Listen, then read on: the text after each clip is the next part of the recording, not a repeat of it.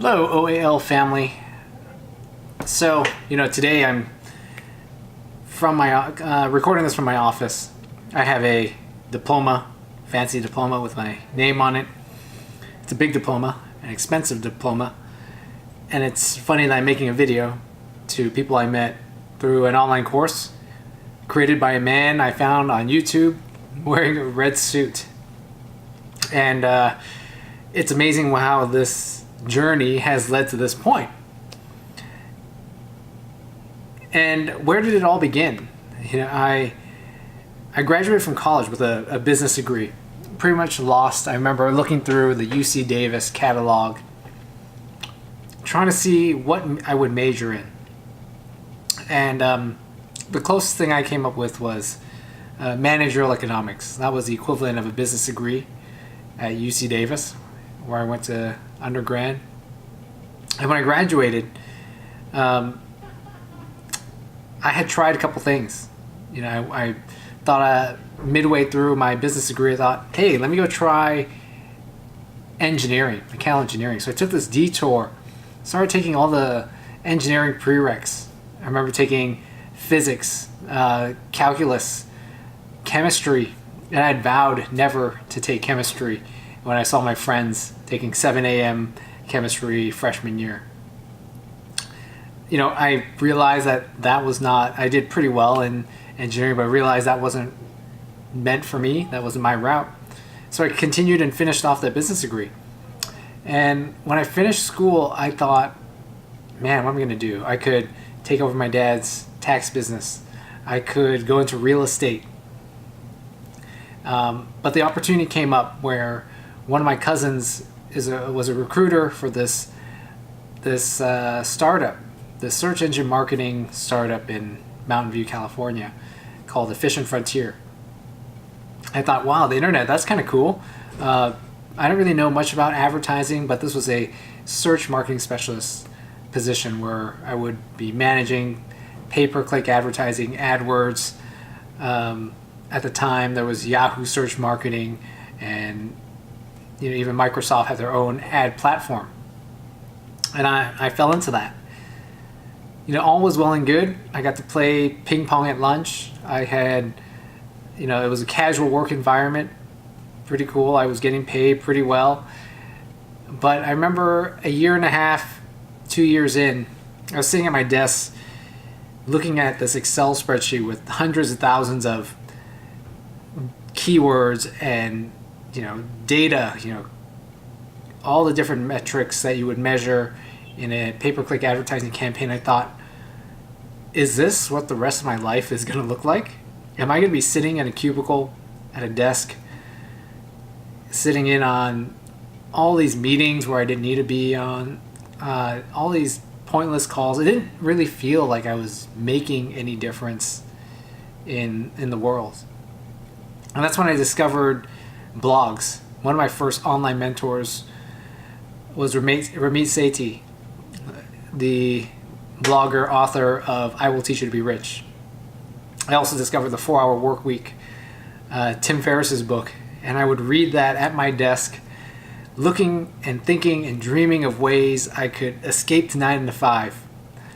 And it's not that I really wanted to work 4 hours a week, but it was more, man, how could I escape some of this pointless, seemingly pointless day-to-day BS. It really felt like BS. But I was too scared to do anything about it. I was getting a paycheck. I had a condo. I bought, at the time, my dream car, my Mazda Miata with the power retractable hardtop. I had that on my desktop and in the same color, and I got that same exact car. That was the first time I ever really manifested something that I dreamt of, and it felt great. But at the same time, I felt trapped. I didn't know if I would be able to get another job. Where would that next paycheck come from? What would my friends and family think? All my friends were also professionals working at companies, seeming to be killing it, and I was just frozen by fear. I just couldn't imagine not having a job. And then 2007, 2008 rolls around. My manager, I remember one October, it was around around this time of year.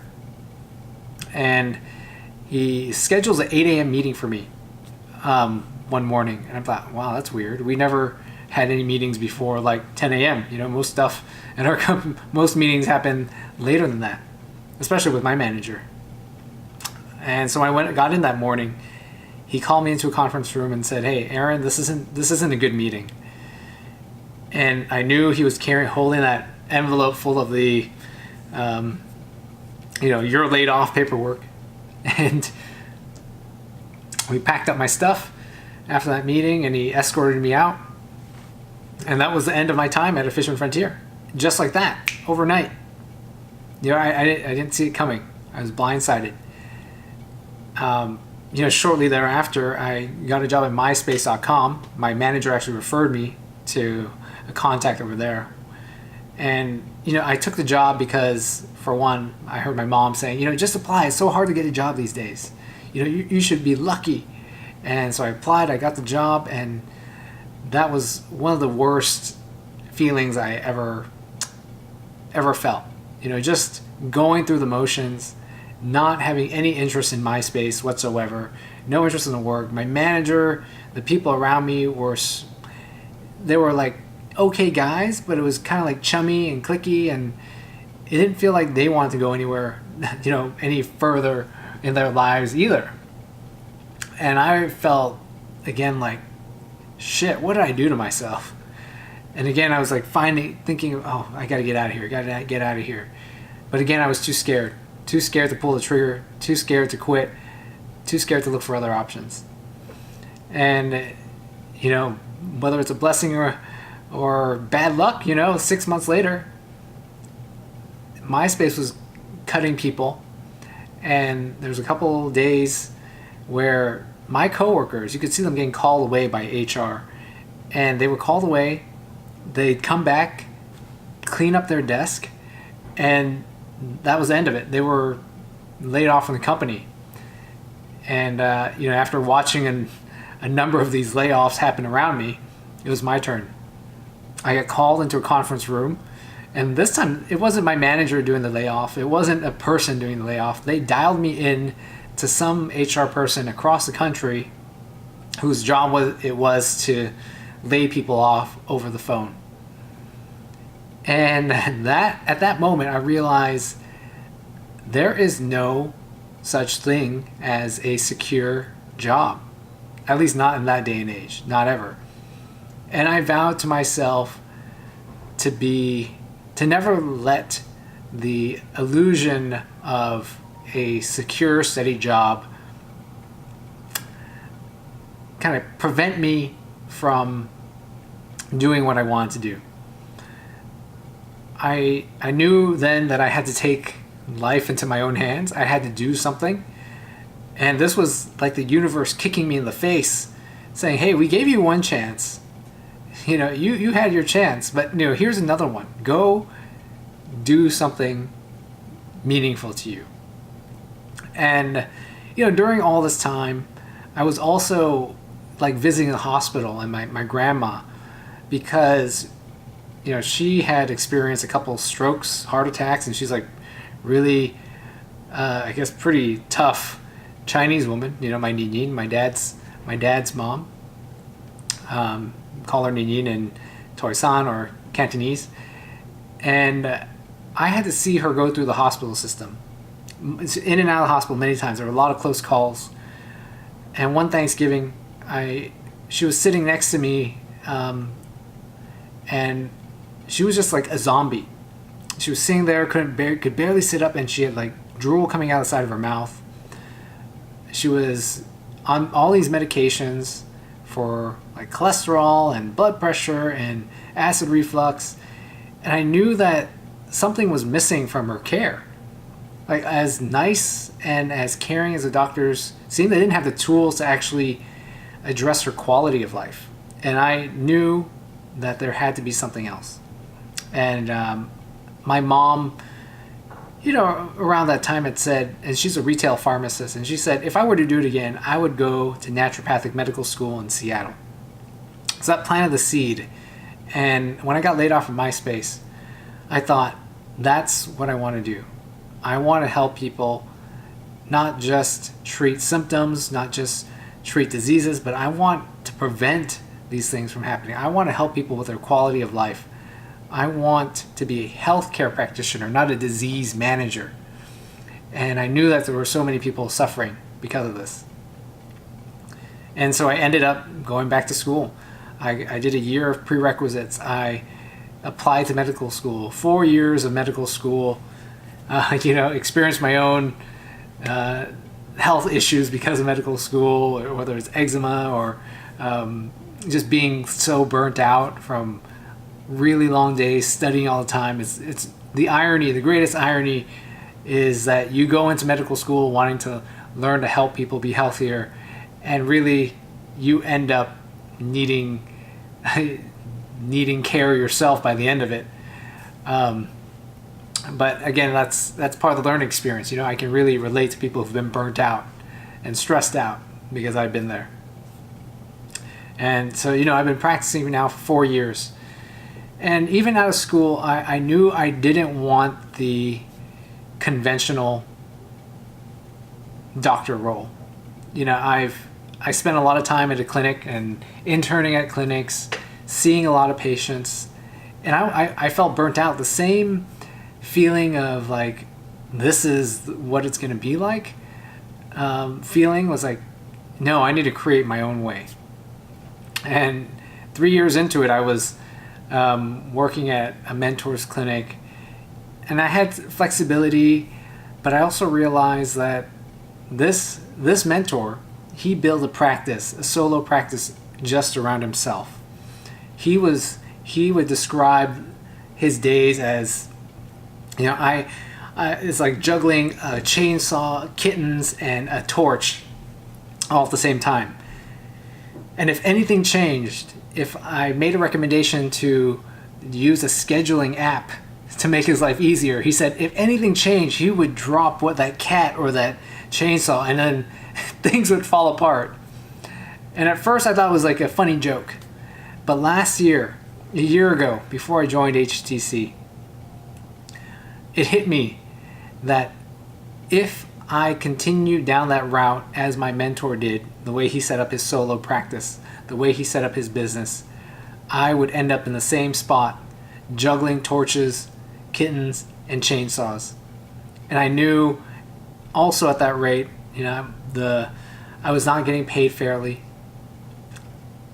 He was not open to negotiating, even though I was kind of like his chosen one, so to speak, for the type of work we did. He did not have that.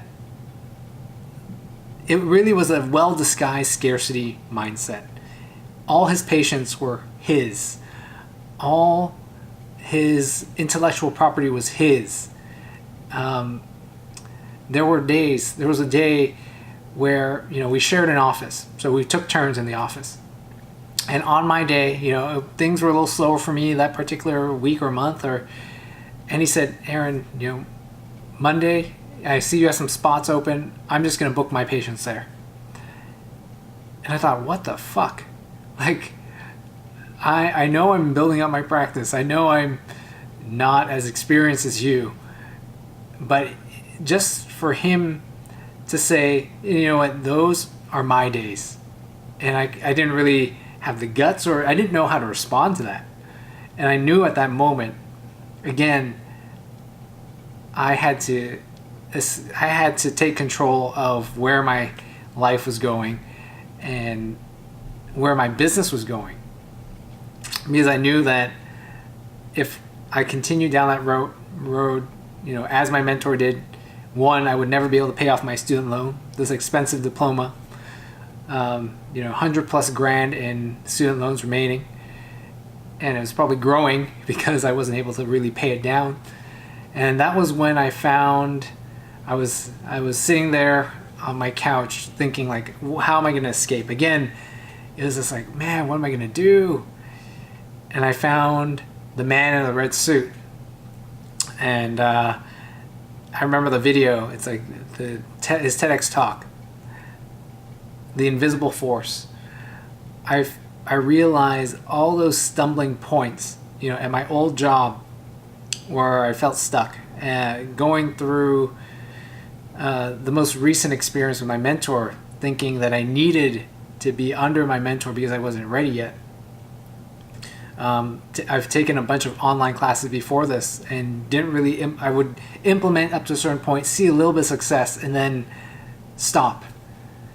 And it wasn't until I saw Seafood Dan's video about the invisible force, and I knew right away that he understood something that I didn't see, a blind spot in myself, and that I didn't see myself as worthy of being that, the doctor or the business owner, the entrepreneur.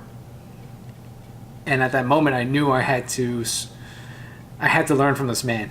And when I saw HTC, when I signed up for the webinar, I remember watching Dan and Kayvon tell stories. Like, I didn't know anything about sales. Up to that point, I'd screwed up a lot of phone calls from prospective patients. And I knew he understood. I felt like he understood me. And that's when I started down this road of HTC. And that's how, come a whole year, now I've met so many of you. I've met so many ambitious, great people who are not settling for the status quo, who are also kind of going along this journey of self-discovery and being proud of it and owning it.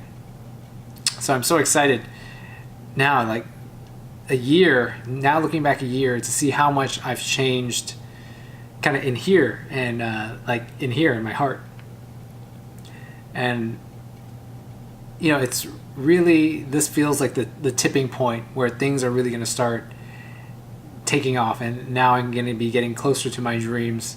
I'm going to be paying off my student loans and being able to provide for Sophie and my family the way I want to. So that's my personal journey up to here. There's probably a lot more subtleties and twists and turns along the way, but those are the big milestones. So, this is only the beginning of this next chapter, and I'm grateful grateful for all of you. Thank you for listening, and I'm looking forward to hearing all of your stories. Take care.